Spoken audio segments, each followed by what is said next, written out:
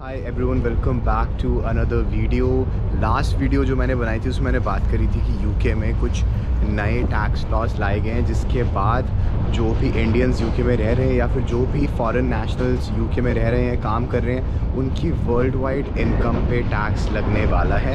And उस video पे already 18,000 views हो चुके हैं और बहुत इंपॉर्टेंट वीडियो है। 6 अप्रैल 2025 से नए रूल्स आने वाले हैं। तो अगर आपने वो वीडियो नहीं देखी है तो सबसे पहले तो मैं आपको बोलूँगा वो वीडियो देखो, ताकि आपको पता चले हो क्या रहा है। और इस वीडियो में मैं आपको समझाने वाला हूँ कि ये टैक्सेस एक्चुअली आप पे लगेंगे कैसे और आपकी टैक्स लायबिलिटी होगी क्या। मेरे को बहुत सारे ऐसे कमेंट्स आए थे जिसमें लोग पूछ रहे थे कि इंडिया और यूके के बीच में तो ट्रीटी है जिससे डबल टैक्सेशन अवॉइड होती है। तो हाँ, वो भी ट्रू है, लेकिन उसके बाद भी आपकी यूके में टैक्स लायबिलिटीज़ बन सकती हैं अगर आपकी इंडिया में इनकम है या फिर कहीं और इनकम है। तो इस वीडियो में मैं आपको समझाने वाला हूँ कि आपकी टैक्स लायबिलिटी क्या हो सकती है अगर आपको इनकम गेन हो रही है, आपके एनआरओ अकाउंट्स में जो फ़ंड्स हैं, आपके एनआरई अकाउंट में जो फ़ंड्स हैं, अगर आपकी कोई रेंटल इनकम है या फिर अगर आपका कोई कैपिटल गेन है, अगर आप कोई स्टॉक और म्यूचुअल फंड्स बेचते हो इंडिया में। तो ये सारी चीज़ें हम आज की वीडियो में समझने वाले हैं। So make sure you watch this video till the end and I will explain you all the rules with some examples. तो अब मैं आपको समझाने वाला हूँ कि यूके में आपका टैक्स कैसे कैलकुलेट होगा बेस्ड ऑन आपकी किस टाइप की इनकम है जो कि इंडिया से आ रही है। तो देखो, मैंने इसमें 4 कैटेगरीज बनाई हैं। सबसे पहले जो आपका एनआरई अकाउंट से जो इंटरेस्ट आता है, फिर आपका एनआरओ अकाउंट से जो इंटरेस्ट आता है, दोनों में फ़र्क होता है तो वो हम डिस्कस करेंगे। फिर मैंने रेंटल इनकम का एग्जाम्पल दिया है एंड फिर मैंने कैपिटल गेन टैक्स का भी यहाँ पे एग्जाम्पल दिखाया है। और यहाँ पे मैंने कुछ इंपॉर्टेंट इन्फॉर्मेशन ऐड करी है जो कि आपको पता होना चाहिए। इस जो शीट का लिंक है वो मैं आपको डिस्क्रिप्शन में दे दूंगा, तो इसको आप डाउनलोड करके अपने हिसाब से इसको एडिट कर सकते हो, देख सकते हो कि आप पे कैसे टैक्स लायबिलिटी बन सकती है यूके में। तो सबसे पहले देखते हैं एनआरई अकाउंट। तो आपको पता होगा कि जो एनआरई अकाउंट होता है वो कंप्लीटली टैक्स फ्री होता है। उसमें जो भी गेन्स आते हैं आपके इंटरेस्ट के फॉर्म में, उस पर आपको कोई भी टैक्स नहीं देना पड़ता। लेकिन यूके में जो टैक्स आपका जो बनेगा वो वर्ल्ड वाइड इनकम पे बनेगा, तो उसमें ये नहीं देखा जाएगा कि इंडिया में वो टैक्स फ्री है कि नहीं। तो एनआरई अकाउंट का इंटरेस्ट जो है उस पर भी आपकी यूके में टैक्स लायबिलिटी बन सकती है। तो एग्जाम्पल के साथ समझते हैं। समझो आपका जो 1 साल का इंटरेस्ट आ रहा है एनआरई अकाउंट से वो है 1,50,000। अभी जो जीबीपी टू आईएनआर रेट चल रहा है वो है 111 के करीब। एंड जो जीबीपी कन्वर्जन होगा 1,50,000 का, वो इस रेट के हिसाब से होगा 1,354 पाउंड्स। अब एज्यूम करते हैं कि या तो आपकी सैलरी है 30,000 पाउंड्स या फिर आपकी सैलरी है 60,000 पाउंड्स। ये मैं इसलिए ले रहा हूँ क्योंकि जो आपका टैक्स कैलकुलेट होगा वो आपके बेसिक रेट या हायर रेट पे डिफरेंट होगा। तो देखो, अब अगर आप बेसिक रेट के टैक्स पेयर हो तो आपको 1,000 पाउंड्स की पर्सनल सेविंग्स अलाउंस मिलती है, जिसका मतलब होता है कि अगर आपकी अप टू 1,000 पाउंड्स कोई भी इंटरेस्ट आ रहा है तो उस पर आपका कोई भी टैक्स नहीं बनेगा। तो अगर आपकी टोटल इंटरेस्ट की इनकम थी 1,354 और उसमें से 1,000 पाउंड्स एग्जेम्प्टेड हैं, तो आपका टैक्सेबल इंटरेस्ट जो यूके में बना वो बना 354 पाउंड्स। और सिंस आप बेसिक रेट टैक्स पेयर हो तो उस पर 20% टैक्स आपका लगता है। बेसिक रेट की सैलरी आपको यहाँ पे दी गई है एंड उस पर 20% लगता है।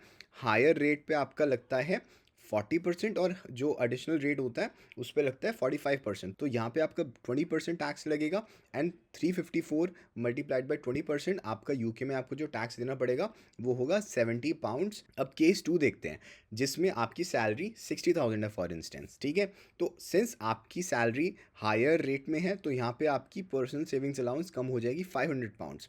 तो अगर आपका इंटरेस्ट इतना था टोटल और उसमें से एग्जेम्प्ट इतना होता है तो आपका जो टैक्सेबल इंटरेस्ट होगा वो बच जाएगा दिस माइनस दिस। तो इसका मैंने फॉर्मूला भी यहाँ पे डाल रखा है, ये होता है 854 पाउंड्स। एंड सिंस आप हायर रेट टैक्स पेयर हो, जिसकी सैलरी रेंज ये है, आपको 40% टैक्स देना पड़ेगा आपके टैक्सेबल इंटरेस्ट पे, तो वो आपका बनकर आता है 341 पाउंड्स। ठीक है, तो आप देख सकते हो कि कितना ज़्यादा फ़र्क आ जाता है अगर आप बेसिक रेट या अगर आप हायर रेट में हो। दोनों कैटेगरीज में चेंज करने पे आपका बहुत ज़्यादा टैक्स लायबिलिटी का फ़र्क आ जाता है एंड दैट्स मेनली बिकॉज आपका यहाँ पे पर्सनल सेविंग्स अलाउंस कम हो जाती है और आपका टैक्स रेट भी डबल हो जाता है। तो सेकंड एग्जांपल पर आते हैं एनआरओ अकाउंट पे। तो मैंने एनआरओ अकाउंट का एग्जांपल अलग से इसलिए बताया क्योंकि एनआरओ अकाउंट में टीडीएस भी कटता है आपके इंटरेस्ट, तो जो भी आपका इंटरेस्ट आता है उसमें ऑलरेडी 30% बैंक टीडीएस काट लेता है। एंड सिंस इंडिया और यूके के बीच में डबल टैक्सेशन ट्रीटी है, तो जो आप टैक्स इंडिया में पे कर चुके हो उसको आपको दोबारा यूके में पे नहीं करना पड़ेगा, उसको आप सेट ऑफ कर सकते हो। तो वही एग्जांपल देखते हैं, आपका एनुअल इंटरेस्ट इतना है, कन्वर्जन रेट इतना है और उसके हिसाब से आपका पाउंड्स में इंटरेस्ट इतना बना। अब समझो इस पे आपका 30% जो था वो टीडीएस कट गया था, तो इस अमाउंट पे जो आपने पाउंड्स के हिसाब से जो टैक्स पे करा है वो है 406 पाउंड्स, ठीक है। अब अगेन पहले एग्जांपल लेते हैं बेसिक रेट टैक्स पेयर का। आपको इतनी पर्सनल सेविंग्स अलाउंस मिलेंगी, उसके हिसाब से आपका टैक्सेबल इंटरेस्ट होगा 354 एंड उस पर 20% का आप टैक्स रेट लोगे तो आपकी यूके में लाइबिलिटी बनती है 70 पाउंड्स 97 पेंस की। बट सिंस आपने जो इंडिया में टैक्स पे करा है जो कि है 406 पाउंड्स, ये ज़्यादा है जो कि आपकी यूके में लाइबिलिटी बनती है, तो आपको यूके में कोई भी टैक्स नहीं देना पड़ेगा, ठीक है। वेयर एज अगर हम दूसरा एग्जाम्पल लें जहाँ पे आपकी personal savings allowance higher rate के हिसाब से 500 हो जाती है और आपका टैक्सेबल इंटरेस्ट बचता है 854, जो कि आपको पता होगा दिस माइनस दिस, यहाँ पे मैंने फॉर्मूला भी लगा रखा है, और फिर 40% के हिसाब से आपकी लाइबिलिटी बनती है 341। तो यूके में आपको टैक्स देना है 341 पाउंड्स का, बट सिंस आपने ऑलरेडी इंडिया में 406 पे कर रखा है तो आपको यहाँ पे टैक्स देने की ज़रूरत नहीं है, ठीक है।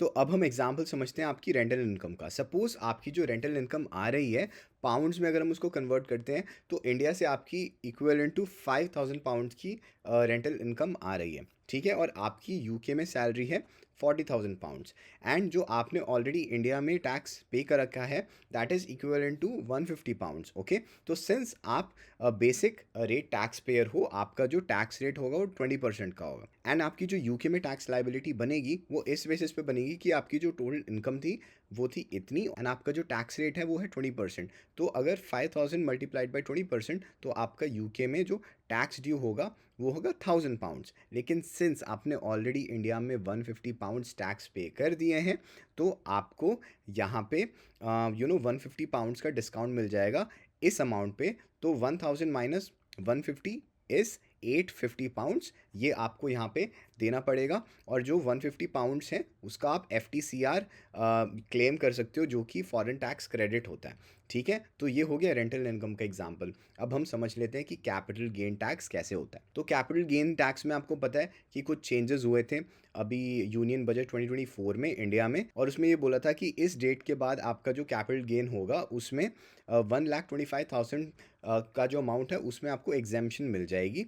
एंड इसके बाद यहाँ पे जो आपका टैक्स रेट बताया था उसको long term capital gain tax को इंक्रीज़ करके कर दिया था 12.5%, ठीक है। अब इसमें मैं आपको जो एग्जांपल दूंगा वो आप लेके चलना कि म्यूचुअल फंड या स्टॉक का, लेकिन अगर आप रियल एस्टेट या गोल्ड या फिर डेट म्यूचुअल फंड्स लेते हो तो उसमें आपका इंडेक्सेशन का भी एडवांटेज मिलता है, तो उसको मैंने कंसिडर नहीं करा क्योंकि वो कॉम्प्लिकेटेड हो जाता है example. I think most of you must have been investing in India mutual funds के थ्रू या स्टॉक्स के थ्रू, तो उसका एग्जाम्पल हम लेंगे। तो ठीक है, समझो आपका जो लॉन्ग टर्म कैपिटल गेन था वो इंडिया में हुआ 5 लाख रुपीज़ का, और उसमें से जो आपका एग्जेम्प्टेड था वो था 1,25,000। तो आपका जो इंडिया में taxable long term capital gain हुआ वो हुआ 3,75,000, और जो आपका टैक्स रेट है वो मैंने बताया आपको 12.5% है। तो उसके हिसाब से जो इंडिया में आपका टैक्स पेबल होगा वो होगा 46,875। अब समझो आपकी जो यूके में सैलरी है वो है 30,000 पाउंड्स की, एंड जो अभी एक्सचेंज रेट चल रहा है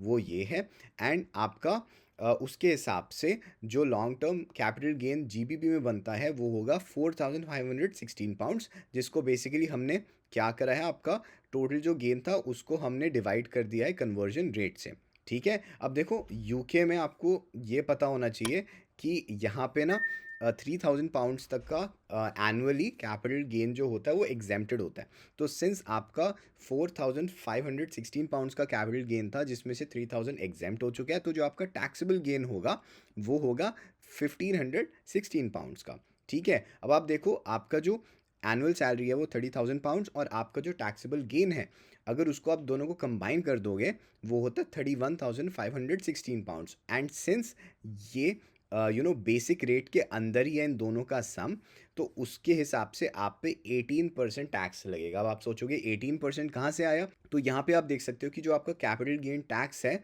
वो बेसिक रेट पे लगता है 18% और हायर रेट पे लगता है 24%। ठीक है, तो अब यहाँ पे देखोगे कि आपका टैक्सेबल गेन था 1516 और आपका जो रेट ऑफ टैक्स है वो होगा 18%, तो उसके हिसाब से आपकी लाइबिलिटी जो कैलकुलेट होगी वो होगी 273 पाउंड्स की।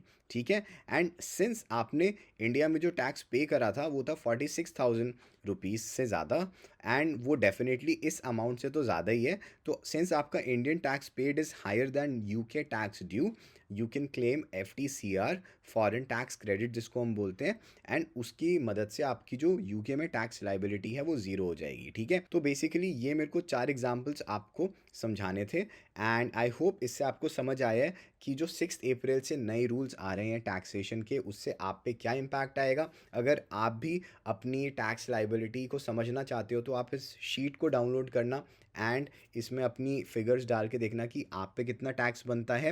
And that's all from my side. अगर आपको इस वीडियो से कुछ नया सीखने को मिला हो तो इस वीडियो को अपने फ्रेंड्स के साथ शेयर करना एंड मेरे चैनल को ज़रूर सब्सक्राइब करना, बिकॉज मैं बहुत रिसर्च करके आपके लिए सारी वीडियोस लेकर आता हूँ ताकि आप अपनी लाइफ और बेटर प्लान कर पाओ and you don't face trouble in your future. That's all from my side, take care, bye.